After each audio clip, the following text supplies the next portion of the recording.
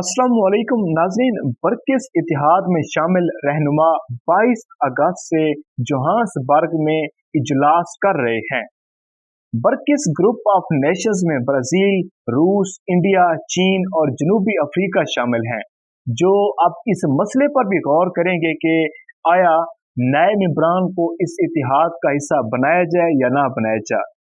नाज़रीन, इस समिट के मेज़बान मुल्क जनूबी अफ्रीका ने कहा कि अब 40 या इससे ज्यादा ममालिक ग्रुप में शामिल होना चाहते हैं।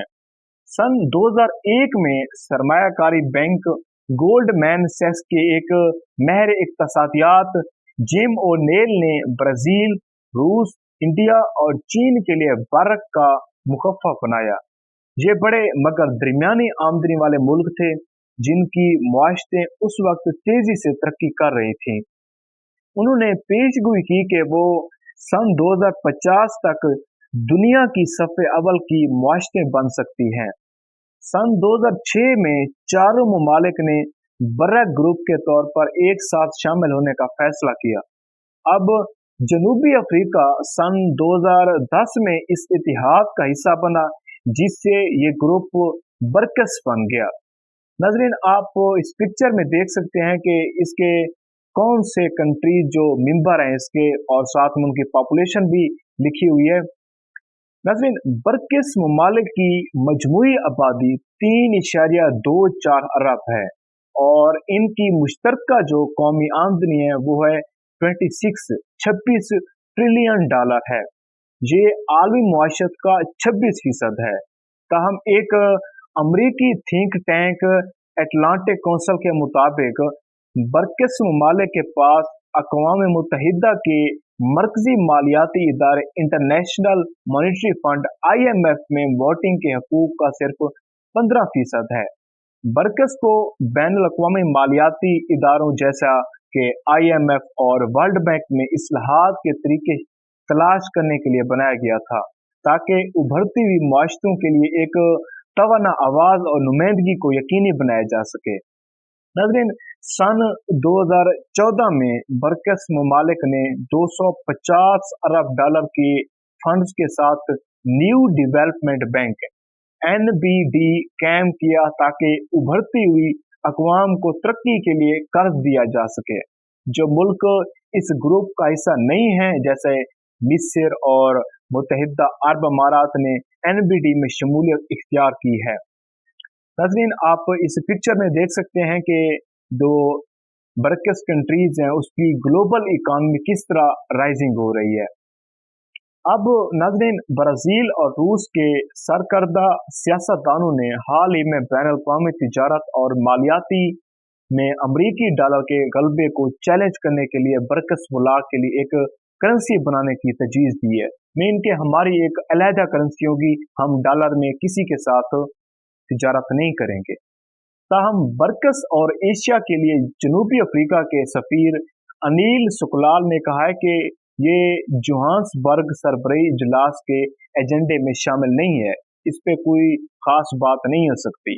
अब गोल्डमैन सैक्स के जिम ओनेल, जिन्होंने सबसे पहले बरक का ख्याल पेश किया था, मैंने ऑलरेडी आपको बता चुका हूँ, तो बरतानिया के फिनेंशियल टाइम्स अखबार को बताया कि मुश्तरका करेंसी का ख्याल मुज़हका खेज है।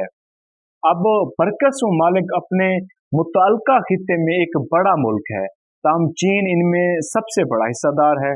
अब बरकिस के जरिए चीन खुद को ग्लोबल साउथ की एक सरकर्दा आवाज़ के तौर पर ज़ाहिर कर रहा है और मौजूदा बैनुल-अक़वामी निज़ाम में इस्लाहात या अखाड़ बुछाड़ का मुतालबा कर रहा है। ताहम एशिया पैसिफिक खित्ते में इंडिया चीन का हरीफ है। इसके चीन के साथ तवील अरसे से सरहदी तनाज़ात हैं और काफ़ी ज़्यादा इनके दरमियान कॉन्फ्लिक्ट हैं, और वो खित्ते में अपने असर रसूख की तोसी को रोकने के लिए अमरीका और दीगर के साथ मिलकर काम कर रहा है। अब बरकिस ममालिक में इस बात पर मुनक़सम है कि वो मगरबी ममालिक जो यूरोपियन कंट्रीज के साथ क्या सलूक रखेंगे, उनके साथ कैसा बर्ताव किया जाएगा। अब रूस बरकिस को मगरब के खिलाफ अपनी लड़ाई के एक हिस्से के तौर पर देखता है, जो यूक्रेन पर हमले करने के लिए इस पर ऐद पाबंदियों पर काबू पाने में इसकी मदद करता है।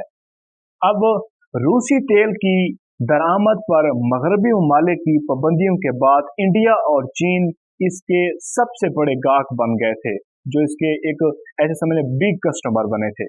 अब रूस ने फरवरी 2023 में चीन और जनूबी अफ्रीका के साथ एक मुश्तरका बहरी मशकें भी की हैं।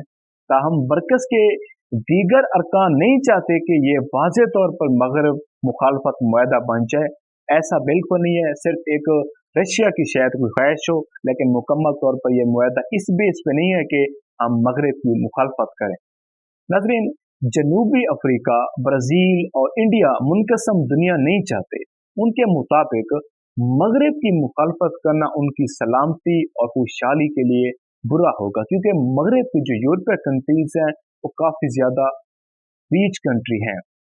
नाज़रीन, बरकिस और एशिया के लिए जनूबी अफ्रीका के सफ़ीर अनिल सुकलाल ने ही हाल ही में कहा कि अब 22 कंट्रीज ने बाज़ाब्ता तौर पर इस ग्रुप में शामिल होने के लिए कहा है, और मज़ीद उतने ही ममालिक ने इस इतिहाद में शामिल होने में दिलचस्पी ज़ाहिर की है।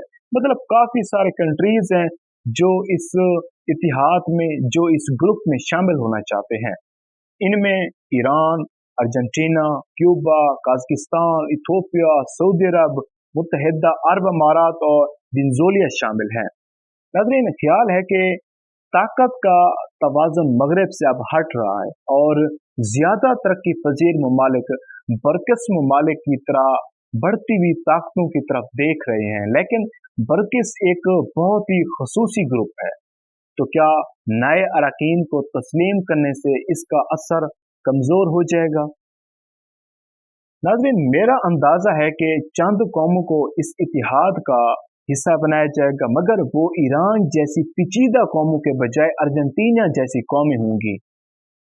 नाज़रीन, बरकिस रहनुमाओं का सन 2023 का सरबराही इजलास जो 22 से 24 अगस्त तक जोहान्सबर्ग में जारी है, अब ग्रुप में कौन शामिल हो सकता है, इसके कवायद का फैसला करना बहस का एक बड़ा मौजू है। हम उसमें नहीं जाते, मगर इस इजलास के एजेंडे के दीगर मसाइल में जो इसके काफ़ी सारे इसके पॉइंट हैं जिनको नोट किया गया है, उनके बारे में थोड़ा मैं आपको बताता हूँ कि कौन से अहम पॉइंट पर बहस की जाएगी। इसमें एक तो यह है कि मौसमियाती तब्दीली से निपटना, अब जो तरक्की पजीर ममालिक में तिजारत, सरमायाकारी के मौके और जिद्दत को बढ़ाना और आलमी गवर्नेंस के निज़ाम में इस्लाहात मुतारिफ कराना, ताकि तरक्की पजीर ममालिक को ज़्यादा अहमियत दी जा सके। अब नाज़रीन, जनूबी अफ्रीका ने अफ्रीका, लातीनी अमरीका, एशिया के 60 से ज़्यादा ममालिक के सरबराहान को इस इजलास में दावत दी है।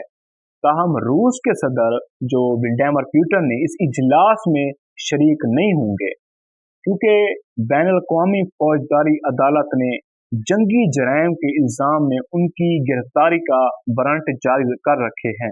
वो इन इल्ज़ामात की पहले ही तरदीद भी कर चुके हैं। जनूबी अफ्रीका भी इस आलमी अदालत के दस्तखत ममालिक में शामिल है, और अगर रूसी सदर जनूबी अफ्रीका आते हैं तो फिर उनको गिरफ्तार करना जनूबी अफ्रीका पर एक लाजिम होगा।